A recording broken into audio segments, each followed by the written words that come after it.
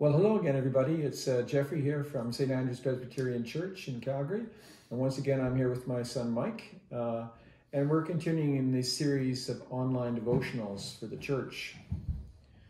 Some of you know that I was in New Zealand last year, and I was serving a Methodist Presbyterian church down there. So New Zealand has been on my mind and in my heart for all kinds of reasons. And I was noticing this last weekend that they were commemorating their Anzac Day in a very different way. Anzac is their shorthand for Australia, New Zealand Army Corps. And when they remember World War I and the services of all the war veterans, they have a joint celebration. And they quite often hold it at sunrise, which is very different from us at 11 o'clock in the morning. And this year they were still under strict lockdown. And so they had to hold their Anzac Day in a way that had never been marked before. They were going to the ends of their driveways and they were just simply standing there. And there were cases where you had a single piper who was playing on a beach. I was thinking about sacrifice, and I was thinking about communal values, and I was thinking about sharing, and about civilization, and about the best qualities that make up a civilization. Now, there's a lot of examples being circulated on the internet, and one of them that I've seen lately is attributed to the American anthropologist Margaret Mead.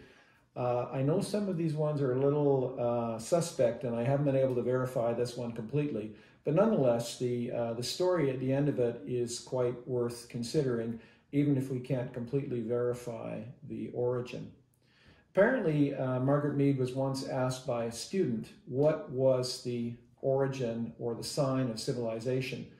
And the answer was expected to be something like the development of a technology, a fishhook, or something to do with the plow, or something that would show people working with technology.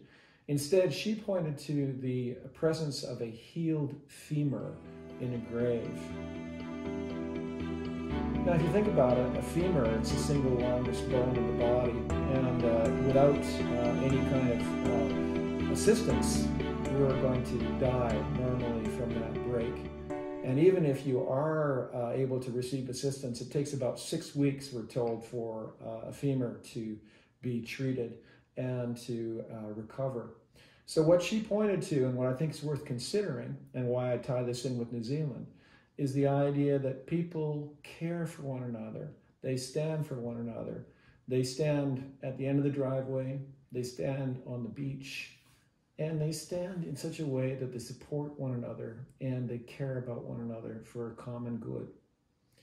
And this ties in with a lot of scriptures we've been reading this season.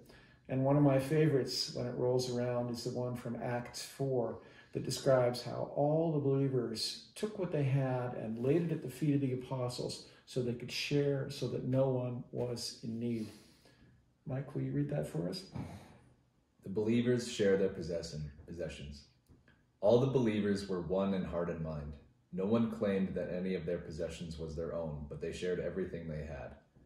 With great power, the apostles continued to testify to the resurrection of the Lord Jesus. And God's grace was so powerfully at work in them all that there was no needy persons among them. For from time to time, those who owned land or houses sold them, brought the money from the sales, and put it at the apostles' feet, and it was distributed to anyone who had need. Thank you, Michael. These aren't straightforward times, and it's hard to know what we're really called to do. I think we're called to take to mind and put in our hearts those kinds of scriptures, because what they remind us is that we are in this together. We're in this together, and we're going to get through it together. And these are Canadian values, these are New Zealand values. These are values that say that the individual is part of a collective. And I really stand by those values, and they make a big difference to me.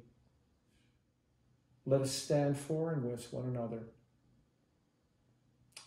Great to see you again. See you next time. Bye for now.